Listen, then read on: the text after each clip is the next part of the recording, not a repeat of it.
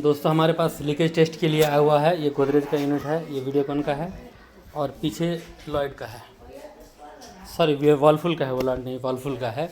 और एक special AC आया हुआ है जो सबसे जल्दी देना है, बोले तो आज यही देना है। एलजी का आउटडोर यूनिट है, इन्वर्टर मॉडल का आउटडोर यूनिट का कॉयल है जो एल्युमिनियम में है, और ये इंडोर कॉयल है उसका, क्योंकि ये थोड़ा ज़्यादा अर्जेंट है बोल के। तो इसमें लीकेज अपने को नहीं मिला है, और हो सकता है आउटडोर में लीकेज हो, क्योंकि कॉपर का नहीं एल्युमिनियम का कॉयल है ये। तो इसमें 100% मेरे को इसमें लीकेज दिख रहा। तो एक वो है उधर और एक ये है।